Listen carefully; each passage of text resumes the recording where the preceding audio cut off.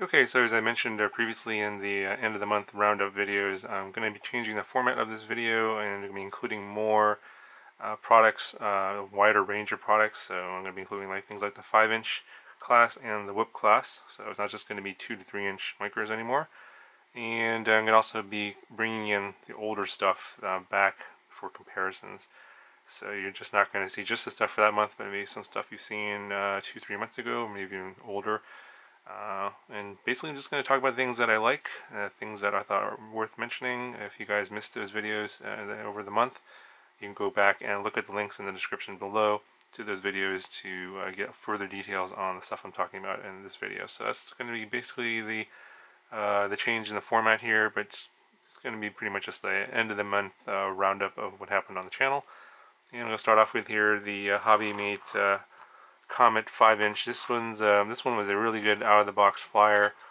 Now I did have to make some adjustments to this to get it to where it was basically configured as they're going to be setting up as a bind and fly. But what I had failed to mention, obviously, other than the nice motors and everything, this actually has a really nice stack in here, and this is all airbot stuff here, at least on the flight controller and ESCs. It's the Typhoon 32, and this is the Omnibus F4.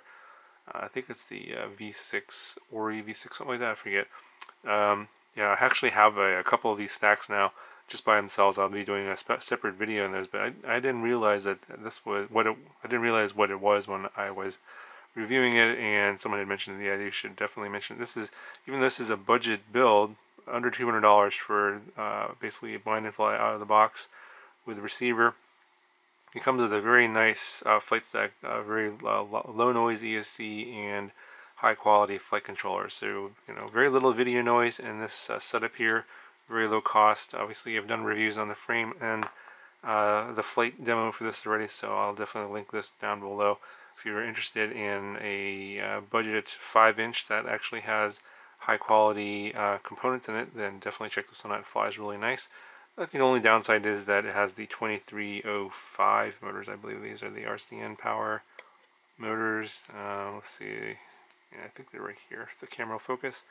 2305, 1800 kV. So this one, I forgot. This was a 6S setup. They also have the same motor in higher kV. I think it's 2450 kV for 4S. So you can do 6S or 4S. This model is definitely versatile and definitely will fly pretty good out of the box and has really good components in it. So definitely check out that video. Okay, didn't have a whole lot of like 2 to 2.5-inch micros come across the desk this month. I just wanted to re-mention this SPC Maker model. It is a bit expensive. Actually, I even forgot the name of this. It's called the S125. It has the older version 1 of the Split Mini, not the version 2. This is one that took a while to get to me, but it flew pretty good. It's bottom mounted battery. Obviously, a lot of I think the newer ones are coming out will have a top mounted battery, and some of the models. But I think there's some 2-inch ones that are coming out, the K1 and K2. I haven't gotten those yet, but those videos should be coming out pretty soon. But yeah, this one flew okay. If you just want to get something for HD recording, you're gonna be seeing a lot more of these models coming out now, with either the Split Mini V2 or the Turtle V2, where you can get like basically 3 or 2.5-inch or even 2-inch micro that can do HD recording. This one obviously has props in view. Going to be favoring the ones that don't have props in view for future videos. But I just wanted to mention this. I think I've seen this on flash sale off and on Banggood and GearBest. The lowest price I think I saw was like 150. So if you see this on flash sale, it might not be a bad deal, but I think in the current regular price, like 225 is a little bit too much. But you can see more of these kind of HD micros in the future, because obviously people want HD video. You know, I mean, analog video is, I guess, it was a standard on a lot of micro review videos before, but now we're going to see more HD video, and these cameras are getting better and better and lighter. So I'll be seeing more of these models in the future. So the only custom build this month I think that was really worth mentioning was this one here. It's the Flexor Ascent-X Lite 3-inch frame, very lightweight frame, and this one was featuring the Kip Varsity. These are the 1206 6000 kV motors, and I was flying them on a 3-inch prop on 3S. So, you know, there's a lot of debate as to what prop is good for what motor, and I'm going to have a video on that later. you know, that video keeps getting delayed because I keep waiting for more motors so I can test them out. I think I'm just going to have to put out a video on what I have right now, because there's more motors coming. There's always going to be more motors coming, and I just would rather get the information out to you guys. I've been talking about that several videos back, and I just need to get that information out on what I have currently, because obviously there's nothing to do about the slew of new motors are going to constantly keep coming out all the time. And if I just keep delaying the video, it's kind of that video will never get made. So, you know, I think that at least currently my thoughts are for a 3-inch prop, I would prefer a lower kV, like a 4500, and like a 2.5-inch prop, I would like a little bit higher kV, like a 6000, and then a 2-inch prop, even a higher kV, like a 7500 kV. So, just general thoughts there. I think I need to summarize in a more broader video what props go with what motors, and what batteries would go with that combination. So anyway, this particular one flew pretty nice. I flew this on 3S. I'm really enjoying the 1206 motors. You're going to see more videos with the 1206 motors. I have the 1206 motors on my frame that you saw my video of my frame. I think it was about a week ago, maybe. And yeah, that build hasn't been, well, the build is complete. I actually have been flying it, but that video is not going to be coming out for a little bit, so stay tuned for that video. But yeah, this one, if you want to check it out, it's a good setup, pretty simple, basic bottom mounted battery. The components are pretty easy to put together, so it was one together really easy. And I thought that this frame with the 1206 6000 kV on 3S was pretty good. Although I think that this frame on a 1206 4500 kV motor on 3-inch prop would actually fly even better.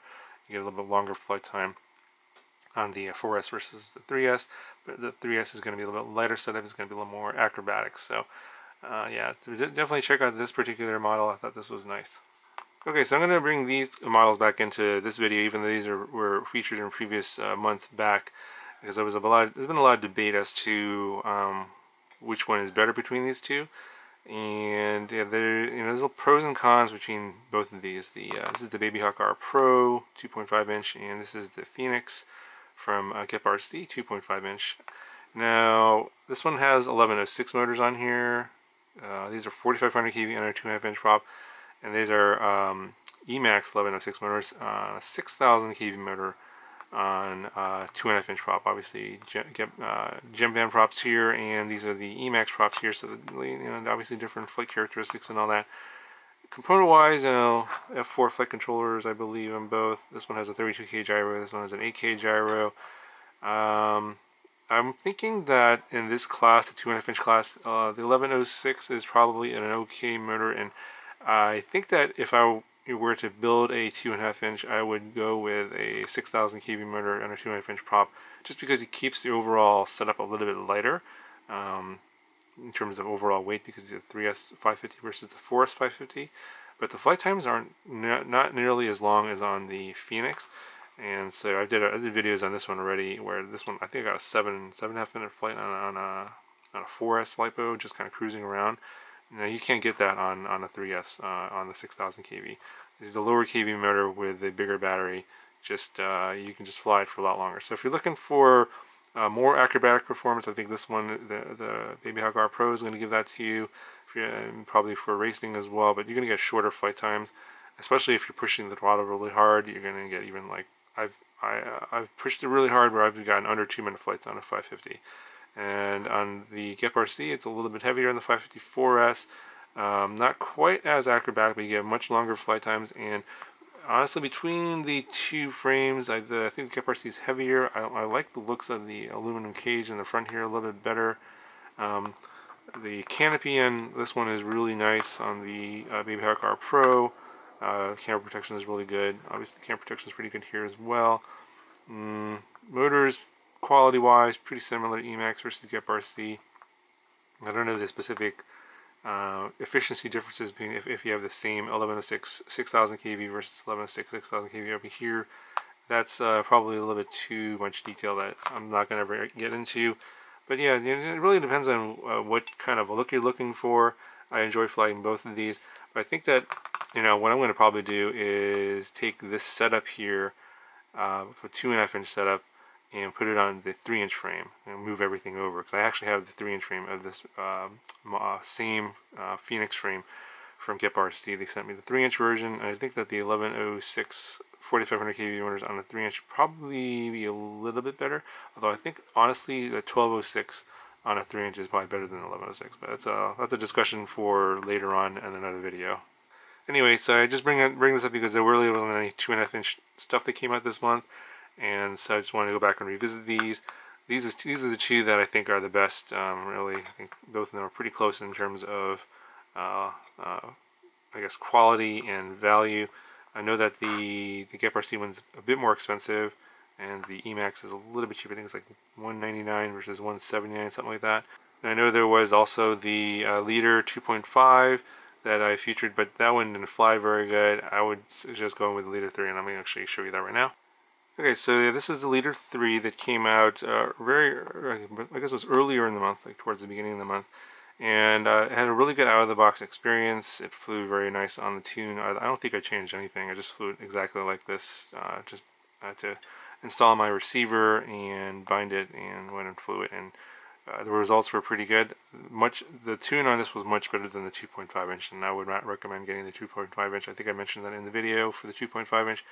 Just get the 3-inch, and if you want to prop down to 2.5-inch, you can do that. These have the 1106 6000 kV motors. These are the C2 versions that I guess are shipping now. Apparently there's a C3 version, so I think maybe people are smoking the C2 motors as well, and there's even another revised update. So by the time you watch this video, if you buy one, you're probably going to get the C3 motors, which should eliminate any of the motor heat issues with the older setups. So in terms of like how this one would compare to some older 3-inch like the Diatone GTM3, for example, that's a completely different class. I think I mentioned that in this video. You know, these are 1106 motors. The GTM3 is like a 1408, I believe. So it's like a giant motor compared to this one. So the flight characteristics, everything is completely different. It's just like, yeah, it just really depends on if you're looking for a lighter setup or you want like basically a beast setup. So this is definitely not in the beast class. Like the GTM3 would be in the beast class. So you can't really compare one versus the other. They're both good. They both have their own flight characteristics. You know, if you're looking for power, speed, and all that, you know, the GTM3 right now, I don't think anything really beats that. There was the XJB145, but I think the M3 I mentioned in the previous videos is still better than the XJB145. I know that one was really popular. It's a good all-around good model, and it's good for beginners too. It's a pretty durable frame. But if you want all-out speed, I think the GTM3 still wins. This one here is fun. It's you know, lightweight, decent flight times, got a good tune. If you're looking for a 3-inch to fly at the park, not too noisy, and it's not really not super fast or anything like that. But you're gonna get good performance out of this one. So if you're looking for a 3-inch, I'd recommend the Leader 3. Okay, so let's close up the video with the whip class here. We got the Mobula 7 that I reviewed. I really like this one. I have a couple of videos on this one out already. And then there was the US UR65, UK65, this 1S class. Honestly, you know, a lot of people really like this 1S class here, and I think that it was very popular, but I don't think the pace of change in the micros and the whoops are so fast right now that this is already outdated. So if you're looking at getting something like this size, just because you know, if you want something kind of slower and smaller, this is fine for small indoor spaces. Definitely don't fly this outside.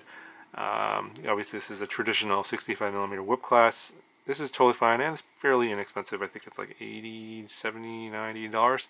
So I mean, I can't really say anything negative about this one. It's just that it's outdated because the Mobula 7 is better. You can still fly it slow with the lower camera angle. The camera angle is adjustable, and you can fly it fast on 2S. You can fly 1S, 2S, slower, fast. It is a little bit bigger. It has better flight times than the smaller prop version here. Yeah, so my recommendation is if you're looking to get a whip class, something of this size here, and you don't need anything this tiny, get the Mobula 7, just fly it in 2S. You can fly it slower, fast, and you get a 4-minute flight time. If you're looking at some of the older, like I think in this side, like the Snapper 7, again, that's outdated. There's no point in getting that because this one is just better. You can just fly it on 2S, get a longer flight time. The frame is pretty durable. It doesn't bend like the aluminum frames on the Snapper 7, for example.